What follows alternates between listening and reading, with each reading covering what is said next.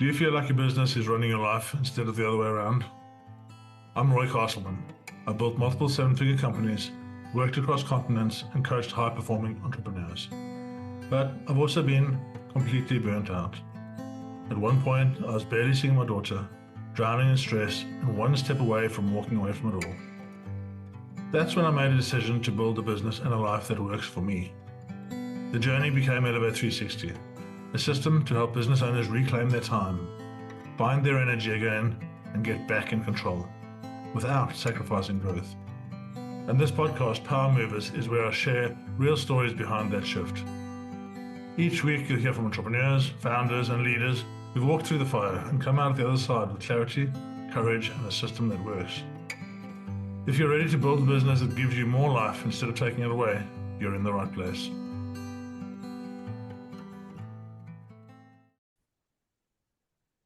Good morning, good afternoon, good evening, wherever you are in the world. I'm here today with Nicky Billou, and we're going to have a chat about all things entrepreneur. How do we do this? How do we go on this journey? And I'm very excited to hear some of your story, Nicky. Thanks for having me on the show, Roy. I'm excited to be here, excited to get into it with you. So one of the things that you mentioned is you're also an immigrant like myself. I'm from South Africa and I live in the UK. Tell us a little bit about your story. Sure. As you said, I'm originally an immigrant from the Middle East. I'm a Christian from Iran. Now, when I was 11 years old, the Islamic Revolution took place in Iran, and the moderate, forward-thinking, progress-oriented regime of the late Shah, Mohammad Reza Pahlavi, was overthrown and replaced by a theocratic, repressive, anti-human government of the mullahs. And while this was all going on, there were literal gun battles going on in the streets near my home. Wow. Now, my mom and dad, they were freaking out. I don't know, maybe you can relate to your mom and dad freaking out over certain things when you were growing up that they thought were not safe for you. Yeah. And their freak out, though, increased 1,000-fold one day when there was a big crash through our living room window. Glass flew everywhere, shattered, and this object sailed through the window and landed right next to my feet. Now, I'm 11. I don't know what the hell it is, but it was some sort of cylindrical glass bottle, and it was full of a liquid, and there was this rag, and it was burning in the neck of it. It was a Molotov cocktail. Yeah. My father knew what it was instantly, and he grabbed it and he pulled out the burning rag so it didn't explode. That's the only reason you and I are talking here today. And that's when my mom and dad said, "That's it, we're out of here."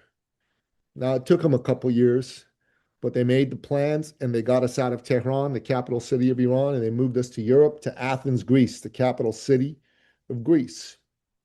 And we were there as a way station because Greece didn't want us. And a couple years later, we were able to move to where I now live, Toronto, Canada. Now, you got to understand, Roy, at the time, man, I'm a kid still. I'm 15 years old. I don't want to leave my home. I don't want to leave my friends. Maybe you can remember what it was like for you when you had your mates, but that's what it was like for me. And, but as time went on, brother, I could see the nobility of my mom and dad's sacrifice because they left behind everything and everyone they knew and loved to step into the unknown for a chance at a better life for me and my two younger brothers. And I believe inside every human breast beats the living heart of freedom. Every man, every woman on this planet yearns to breathe free, to chart their own course, to march to the tune of their own drummer. And for the entrepreneur, freedom is the bedrock foundation on which they get to build the majesty of their dreams. Without freedom, you don't have free expression or free thought. And without those, you don't have free enterprise. You know, and to me, my father, he was an entrepreneur and he was the greatest man I knew. Roy, if you knew him and he was your friend and you were looking for work, He'd clear his calendar, sit you down, and he'd call all his buddies who owned companies or were high officials in government and ethically manipulate them till one of them gave you a job. Wow. And if he knew you and you were trying to start a business, again, he'd clear his calendar, sit you down, give you his full attention, and he would give you his best advice. He would connect you with capital and he would connect you with customers. And if you knew him and you were trying to buy a car, a home, an apartment, Iran was a second world nation at that time, right? Bank would only give you so much, and that's it. You had to come up with your own sources, friends and family for the rest. People would come to him and go, Mr. Billou, I'm trying to buy a car, I'm trying to buy a house, I'm trying to buy an apartment, and you need an extra 1,000, 5,000, 10,000, 20,000. Can I borrow some money from you? Can you give me a loan? And he always would say to his friends, yes. And he'd write him a check. And then people would come back a year, 2 years, 3 years later, all excited because they had that money saved up and they were about to pay him back. And they're going, here you go. And he'd go, what's this? And they go, that's the money I owe you.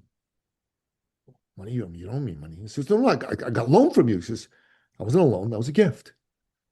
And they go, no, it's too much. And he go, don't insult me.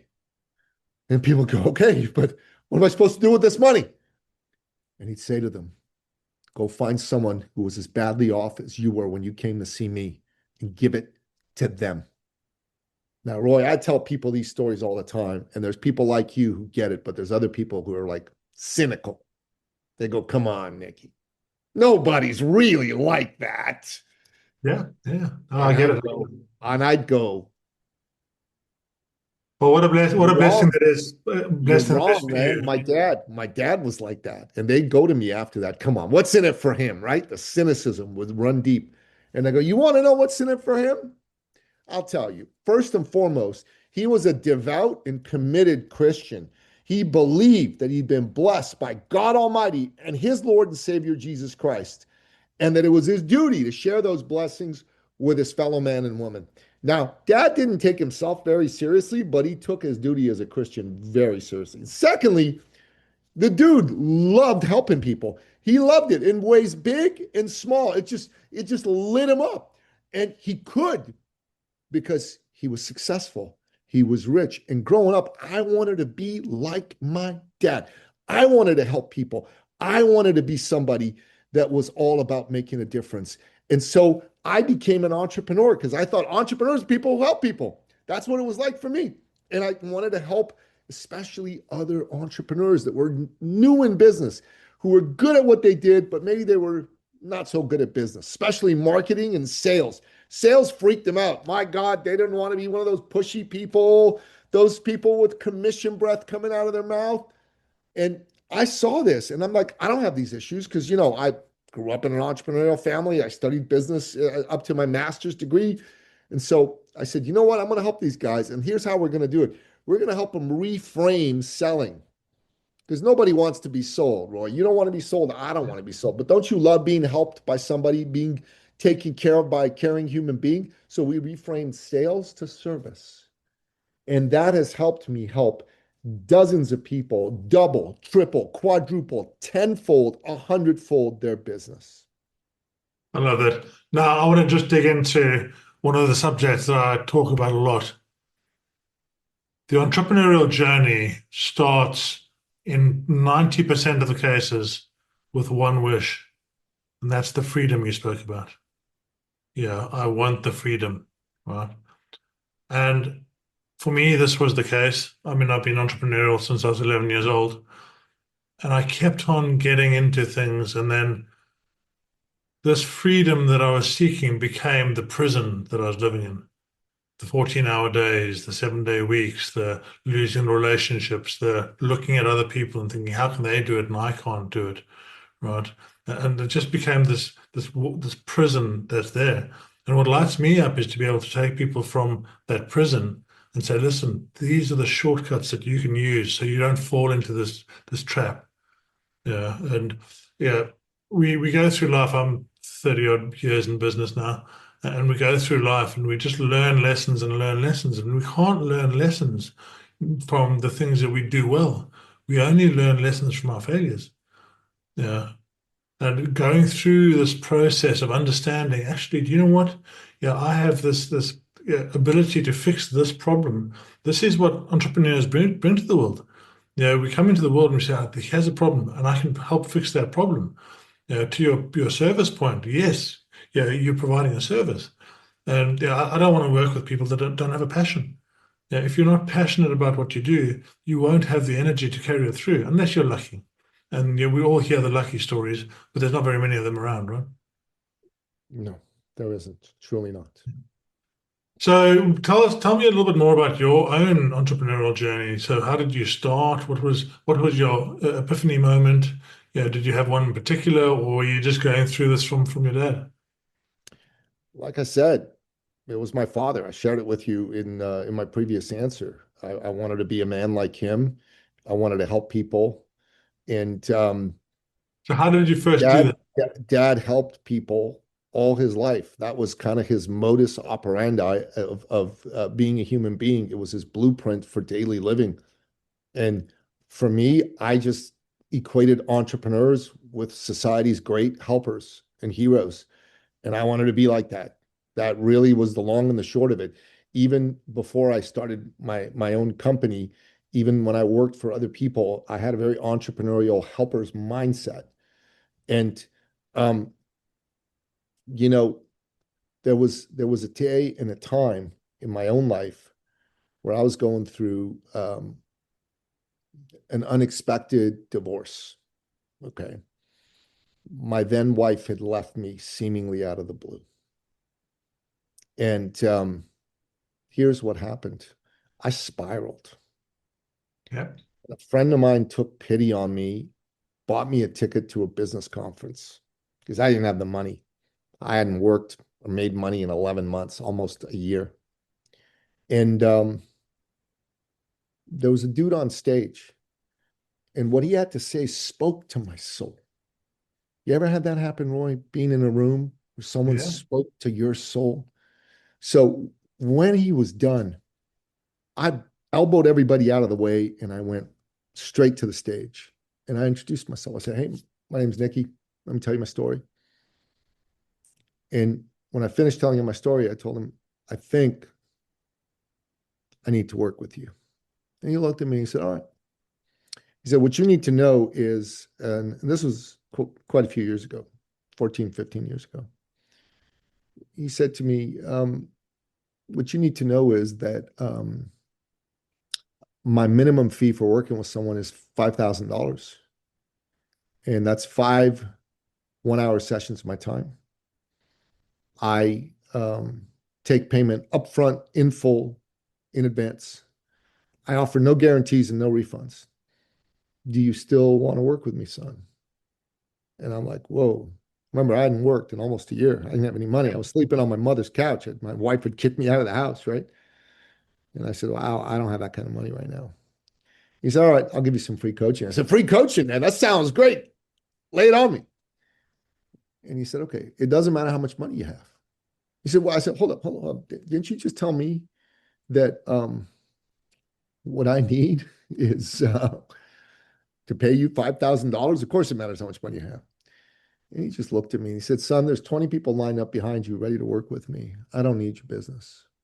You, on the other hand, need me. And I had to admit he was right. He says, well, let me reiterate, it doesn't matter how much money you have. What matters is how bad do you want change? I'm like, what? He said, well, your wife kicked you out of the house. You haven't seen your kids.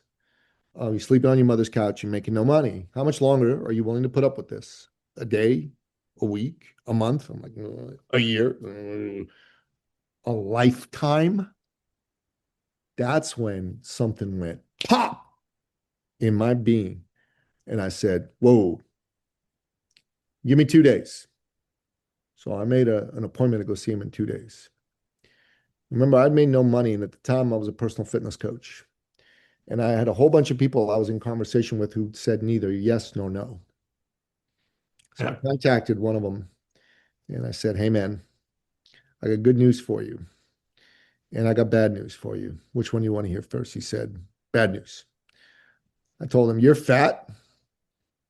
And if you don't do something about it, you're on the verge of having an extreme health event. That's the bad news. And he just looked at me and he said, that was not easy to hear, but you're right. And I said, the good news is we can turn this around in the next 3 months. And I need business today. Told him my story about my son. I said, so I'm going to give you the deal of a lifetime, half price, but here's the catch. I need a yes or no now, and I need payment in full now if it's yes. What's it going to be? Buddy said yes. So he gave me $1,000 and I called another fellow and he said yes too. I was elated. This is the first money I'd made in almost a year. So I go see Bill. That was the name of the gentleman. And I said, Bill, here you go. And he said, thank you, but that's only two. And I told you that I charge five. So I was deflated. I said to him, okay, Bill, how many people have you shared this story with that you shared with me? He said, over the years, maybe 30 or 40. I go, that's a lot. Tell me, Bill, how many people actually came back to you with any money? Now it was his turn to get a little sheepish. He said, well, actually, you're the first. I said, the first? Me? Little old me? The first? Yes, little old you, the first. And I said, look, man, so take my money and I'm going to sign a contract stating that I'll pay the balance in 30, 60 days, whatever the case may be, because I, Nicky Billou, want change now. And the rest is history. Within 6 months, I made six figures. I paid him back early. And I tell the story quite often from stage and on podcasts because my question for you is, you're probably not as badly off as I was then. But if you're listening to this conversation, and even if you're like you, Roy, engaged in this conversation, there's probably a part of your life that you want change in. And the question is, how bad do you want change? Is it it'd be nice level of desire? Or is it it's got to happen yesterday level of desire? And I'll do whatever the hell I have to do to make it happen yesterday. Yeah, love it. Thanks. So you, at that point, you started working with him. You started a company. Yep. I started my second company because, I had a company with my ex-wife. That's when I got out of fitness coaching and got into the business of success coaching, mindset coaching, and coaching primarily business owners and wannabe business owners on how to grow their sales.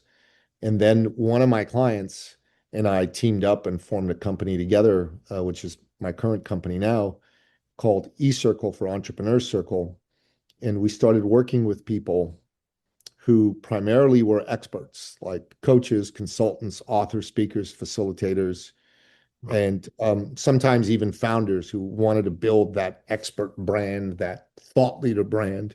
And we started to show them how to create themselves as a thought leader and use that to double, triple, quadruple, tenfold, 100-fold their business. Our biggest success, my biggest success, because he and I just stayed together for about 2.5 years, and then I bought him out. My biggest success is I helped a client add 11.5 million in 4.5 months to their business. And the average person who works with us makes somewhere between $100,000 and $500,000 additionally to whatever their current level of income is. And we've had probably about a dozen that have added at least 7 figures, and that's been great. Awesome. Love it. Love it. Love it. Love it. I want to dig into two other elements. Sure. So we'll go through this. Yeah, you spoke about that negative place where you're at with your wife, and you know, one of the things that really kind of brings me very emotional is that business owners just get so stressed about everything, right? Yeah. I ended up honestly 4 o'clock in the morning. I had nearly lost, well, I was going to go bankrupt, and I had bought an adventure center in Bedford. It was the best possible thing that I could have done. I have three IT companies, and I had this adventure center, and then COVID hit. And at my worst, we had a 130-foot tower where the wind tunnel was inside, the indoor skydiving. Yeah. Yeah. And I got up at, yeah, 4 o'clock in the morning, 3:30 in the morning, and climbed up the tower. And I was ready to jump off. That was it. I was done. And I thank my lucky stars that I'd been doing breath work with Wim Hof. And Yeah. Yeah. Yeah. I did 3 rounds of breath work at the top of this tower with the sun starting to come up. And that was just enough to get me down to actually let me take the next step. And I realized at that point that this wellness piece for entrepreneurs is so, so, so important. And just Yeah. people don't pay it any respect. And that's a core principle that I'm working with at the moment. I'm a Wim Hof instructor now. I came down and signed up for the Wim Hof instructor's course. Yeah, but I also do other breath work and I do a range of other things. And I won't work with somebody if, first of all, they don't have the time. I help them with the time, and then I help them with the wellness, and then we can grow and scale their business. And yeah, the same as you, it lights me up. When I take somebody through it, and I'm like, yeah, okay, you know what? You've gone from this figure to that figure. Yeah, and more importantly, you've just been able to spend 5 weeks not working and being there for your third child when the last two children you weren't there because you were drunk, right? That's what lights me up. Giving people the freedom back. Yeah, Mm. yeah. Amen, brother. So yeah, I think what's been your experience around that wellness piece, and how do you maintain your own? Obviously, your faith is very important to you, and that's amazing. What else do you do for yourself? Yeah. Well, um, like I was a fitness coach for over a dozen years. I worked with Olympic champions. My girlfriend, she's a three-time Guinness World Record holder for running 12 hours on a treadmill. She's run like 22 marathons. Um, and there was a point where when I got out of health and fitness, I just didn't prioritize it the same way in my head. And then my actions followed. So over a 12-year period, I put on 1 to 7 pounds a year. I gained over 50 pounds. And February 2nd, 2023, just shy of 3 years ago, um, I look at myself in the mirror and I go, you're fat. Like my gut is hanging over my belt. And I made a decision in that moment, an irrevocable decision. I was going to turn that around. Now, I made those kinds of promises to myself, but not with the same level of resolve. Because I used to tell myself, you're a fitness trainer, you know what to do. But on that day, I told myself, you're not a fitness trainer anymore. And you don't know what to do the way you used to. You need a fitness trainer. So I actually found one. I deliberately set out to find a guy, and I found him. He was in my home city of Toronto. Um, I had a conversation with him, and I said to him, "Hey, man, here's my story, and I got two questions for you." He says, "Shoot." I said, "First off, I'm 55. Do you think it's possible for a man my age to be able to do this?" He said, "Oh yeah, absolutely." And then I said, "How long do you think it'll take?" He said, 6 to 12 months. I said, "All right, I'm in." I didn't even ask him what he charged. Gave him my credit card, started working together. Within 6 months, I dropped 58 pounds. I went from 227 pounds to 169. I was shredded, ripped, veiny, vascular, the whole bit. And I decided then to continue to work with him to do a bodybuilding show. So a year and a bit later, we did the bodybuilding show. And after that, I made a decision to go for my pro bodybuilding card when I turned 60, and I'm 58 now. So at 60, you can go for your pro bodybuilding card for your age category. And I'm continuing to work with them. All my meals are planned. I work out 6 days a week. I have a rest and recovery strategy that I do every day. And I preach this to everybody that I meet. If you go on my Instagram, there's videos of lots of different things, but you can see some videos of me training. You, you Yeah. know, you can go and see pictures of me in the competition and things like that. So, So just digging into that bit a little bit, you know, to have that epiphany moment, right? What were you thinking at that stage? Because you mentioned, okay, I was looking in the mirror, okay, I'm fat. Yeah, but you looked in the mirror before when you were fat. What was the what was the moment that what was the thing that brought you to that moment and say, okay, now I'm going to do something about it? well, when I stopped lying to myself that I was a fitness trainer, because I wasn't a fitness trainer anymore. Yeah, So I was lying to myself. See, the reason you stay stuck and I stay stuck and your listeners stay stuck in any area of our life is because we are believing a bullshit lie that we're telling ourselves. yeah, Period, full stop, end of story. There's nothing else to it. And the lie I was telling myself is, you're a fitness trainer. You can do this anytime you want. Just like freaking drunks say, I can stop drinking anytime I want. yeah, I can stop smoking anytime I want. It's a lie. It's a disgusting, despicable, weak minded lie. And when I stopped believing the lie and telling the lie to myself, that was the moment I knew this was going to be different. And then when I went and I hired the coach, the guide, the mentor. yeah. So, you know, the great Robin Sharma, who, by the way, back in the day was one of my clients when I was a fitness coach. I trained Robin Sharma. You know who he is, right? I don't know. Oh, he wrote a very famous book in personal development called The Monk Who Sold His Ferrari. And then he wrote another very famous book called The 5 a.m. Club. And wrote another very famous book called The Leader Who Had No Title. Those books, I think, have sold 20 million copies between the three of them around the world. Um, he's worked with royalty, with NBA athletes, NFL athletes, world-class soccer players, multi-billionaires. He's the shit, right? He's the man. So I'm training him in his home one day because he lives in the same city as I do. And one day I asked him, and this was 18 years ago. I asked him, I said, "Hey, Robin, man, I'm doing all right, but I'm a married man at the time I was married. I have two young kids.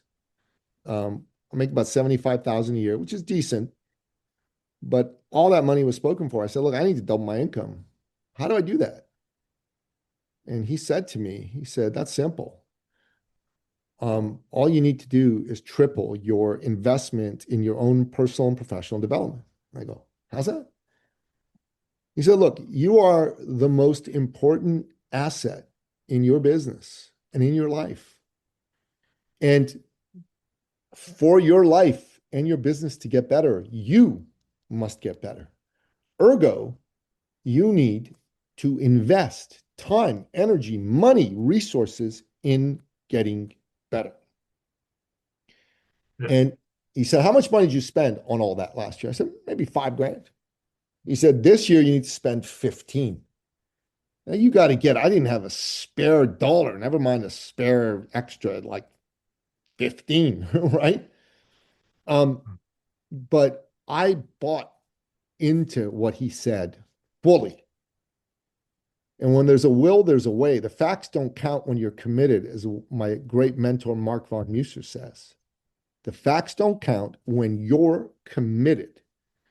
And so I invested $15,000 in myself in the next year. I hired additional coaches. I joined another mastermind and I attended more conferences. And Yeah. it was a stretch at first, but I ended up making $220,000. It was a leap from 75 to 220. That was almost threefold an increase in my income.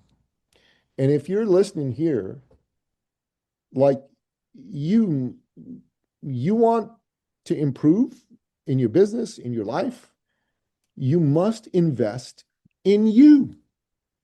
You got to 100%. hire more coaches, better coaches. You got to join masterminds. You got to attend conferences.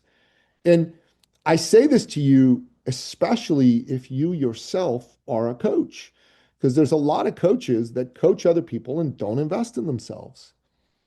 And I think that's insanity. Personally, I have five coaches. Yeah. I put I a have, lot I of have money. four at the moment. Yeah. Yeah, I put a lot of money into coaching, Yeah. right? And so the first thing you got to do is you got to make a decision. You got to be decisive and committed. You can't be kicking the tire. You got to be buying the car. Secondly, you got to just acknowledge that you must commit to victory, not to I'll try it until to victory, which means that you're going to, suck at first. That's a technical business term, suck, right? Yeah. You're going to suck at first, but you're going to stop sucking. You're going to just be mediocre. And then you're going to stop being mediocre. You're going to be average. Then you're going to stop being average. You're going to be good. Then you're going to stop being good. You're going to be great. Then you're going to stop being great. You're going to be one of the best that ever was.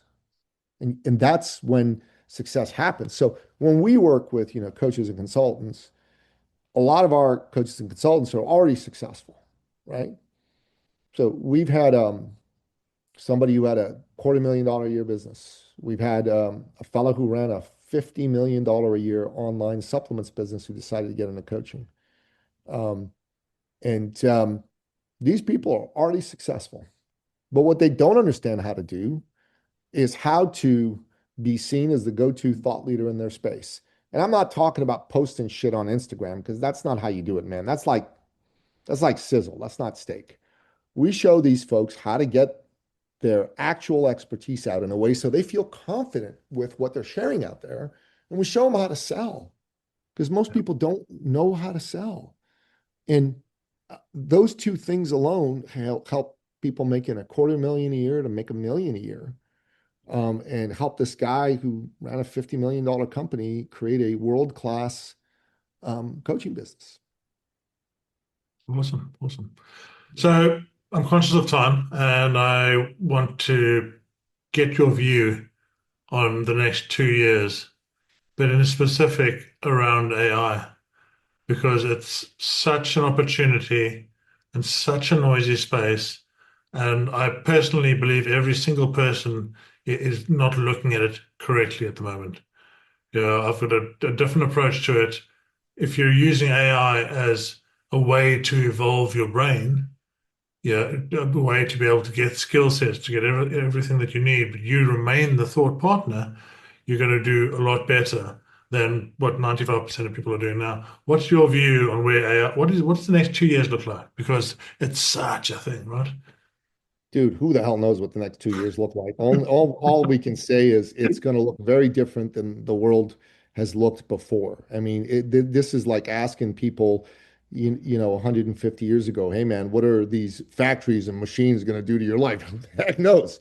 But I can tell you this, um, we're doing things with AI that we find interesting, so that we learn from them. So my sweetheart who works with me, she's an artist in addition to being a coach. Like she coached for Tony Robbins and she's done like 14,000 hours of coaching people, but she also acts and sings. So she's been using AI to create beautiful songs. So she created a beautiful song for the brave freedom fighters in Iran, and she used AI to sing the song and create the melody. Now she wrote the lyrics and she created the video, but she even used AI to create a music video for it. And in the past, that music video would have taken months and tens of thousands of dollars, and she used an AI platform that cost us $120 a month to do all of that.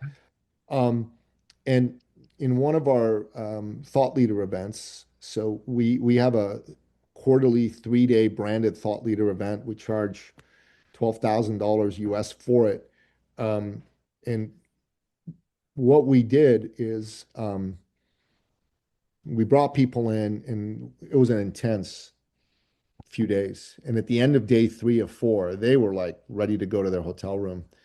And Teresa said, no, no, no, guys, I need you to wait another 45 minutes. And they're like all doing it, but they're grumbling, right? Because they love her, but they're also like, we just want to go. And then she had created a personalized song using AI and a questionnaire she'd sent out to everybody to get their origin story. These songs told their story in song with unbelievable lyrics and unbelievable melodies. And the very first song was for this woman. Her name's Jennifer. And I'm telling you, this is a top 10 hit. If somebody knows how to do that, this song is that good.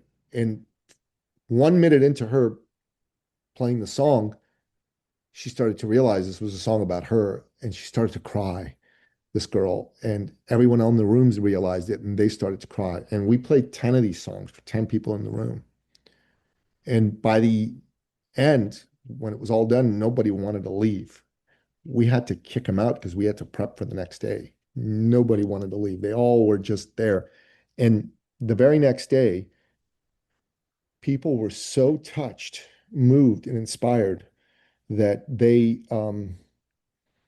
when they were given an opportunity to sign up in our year-long program, right, which is an expensive program, right, it's, just shy of 50,000 USD a year. Um, all the people that were potential clients for it bought, everyone, including 2 people who'd come to me and said, I'm not buying. I'm not buying, Yeah. man. This is good. We love you. I'm not buying. Just when you do your upsell, I'm not buying. They bought. They bought. Why? Because AI brought magic, but that magic was infused with the human spirit of Teresa, and that love married with AI blew everybody away. Love it.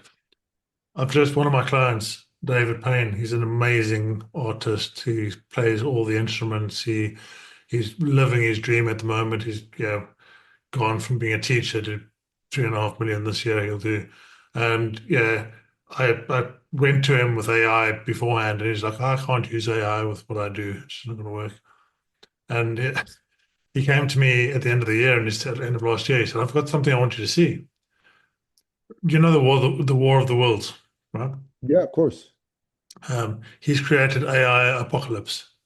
So what he's done is he's gone to ChatGPT and he's said, okay, if you're going to take over the world, how would you do it? And he's literally gone through this entire process for 6 months. He's used 11's labs to get the voices. He's used different platforms to do, and he's created this and he's put it out onto Spotify. It went live a couple of days ago, a week ago. And the quality and the power of it is just insane. Yeah, and this is the power of AI is it allows us to think more and do more, right? So if you ever look at Oh it, man, yeah, it's huge, bro. yeah, Yeah. Let me grab something and send it to you, man. Because it'll blow you away. I'm just trying to find it here. Uh, Here we go. So this is Teresa's song. I'm just going to drop it in the chat here for you. Listen to it's on YouTube, so just click on it and listen to it when you have a chance. But that's what she created on the weekend. amazing, And when Charlie amazing. Kirk was I'll share that. assassinated, when Yeah. Charlie Kirk was assassinated, she did a tribute song for him as well. Well, I'll share that with everybody as well. So let's wrap this up. It's been amazing chatting to you. And Thank yeah, you. what would be one thing if you were going to help people move the needle the most for themselves? What would be the one thing that you'd suggest they do? Okay, so what I'm going to say, you may not like, but um, I believe in this more than I believe in anything. In business today, I believe that people are seeking authenticity from their vendors. And I believe that is the number one value they're looking for. And I believe that matters even more than the quality of the solution and the product. I believe people are willing to do with a lesser solution in certain cases if they trust the authenticity of the provider. 100%. 100% And agree I've with that. seen it, and I've seen it, right? And that's And going to be even more powerful when everyone's doing 90% with AI and they're not right. doing So it's the number one thing that people want is they want to know that you're real and that you care, right? Maya Angelou said, people will forget what you said, people will forget what you did. They'll never forget how you made them feel. Never. Yeah. So it's all about that. And Tony Robbins said that success in life is 20% strategy and tactics and 80% psychology and soul. And then a few years later, he said he was wrong. It's actually 95% psychology and soul, only 5% strategy and tactics. So if you're listening to this and you're looking to grow, you need to hire guides, mentors, coaches, join masterminds. And you need to find those guides, coaches, and masterminds that are truly authentic and truly care and truly believe in you. You know, my father used to say to me, son, you got to believe in people. Everyone needs someone to believe in them. You need it, I need it, everyone needs it. Because there's moments when our self-belief wobbles. And all it can take is someone seeing who you really are and giving you that little bit of self-belief that turns into a spark, that turns into a roaring fire. And then you're off into the races. And find somebody who believes in you and believe in other people. Believe in other people. That's my superpower, man. Like, look, I got ridiculous strategy and tactics. You and I didn't get into a lot of it today. There's a lot we could have talked about on thought leadership, podcast guesting. I'm the world's greatest podcast guest. I've been on over 900 shows in 3.5 years. And I earned that title honestly, because I've been on a lot of shows in a very compressed period of time, right? And when it comes to thought leadership, I'm the shit. What I know how to help people become seen as thought leaders and helping good people sell, but from the heart, not in a pushy way, but really sell, not bullshit sell, really sell. I'm the shit at that too. But those things, I'm not going to say they're irrelevant, but they don't matter nearly as much as the fact that I'm Napoleon Billou's son and I'm a professional believer in people. And I look for the good in everyone I meet, and I look to pour into them, whether they're my client, whether they're a guy I meet for 2 minutes, it doesn't matter. Yesterday, man, on Tuesday, sorry, I was invited to speak to a live stream called Group of Seven by a woman named Lan Fan. And she has a huge LinkedIn following, okay? And at the end, she gave me an opportunity. How can we help you? Tell us about your business. Tell us what we can buy and support and bring you. You know what I said? Here's how you can help me. Pray for the people of Iran. And if you have influence with your elected officials, press them to publicly support the people of Iran and to chastise the mullahs. You want to help me? Do that. Everyone in the room looked at me, was like, what? You mean he's not going to pitch something? You mean he's not going to ask us to buy his book or jump on his calendar? No, I'm not. Because right now, those things don't matter nearly as much as that 15-year-old boy and that 11-year-old girl who are about to get shot, not getting shot, while they demand human dignity and basic human rights. Oh, bless you, sir. That was very, very heartfelt. Thank you so much for joining me, and thank you so much for sharing. It's been amazing chatting, and we'll do it again soon, I'm sure. I look forward to it. Thanks for listening to Power Movers, the podcast from All the Power, where our mission is to help business owners reclaim their time, reset their energy, and live the life they love. If this episode sparked something for you, your next step is simple. take the fit check at allthepower.co.uk. It's a short clarity tool that helps you see where you are, what's getting in the way, and what might be possible if you have the right system. When you're ready, come and join the tribe. Power movers start with our signature framework called Elevate 360, a system built to help you escape survival mode, create structure, and move forward with power. Just remember, everything we share here is based on real stories, experience, and frameworks. It's not personal business advice. Always speak to a coach or advisor before making big decisions. Because in the end, it's about more than business. It's about building a life that you actually love. I'm Roy Castleman, and I'll see you in the next episode.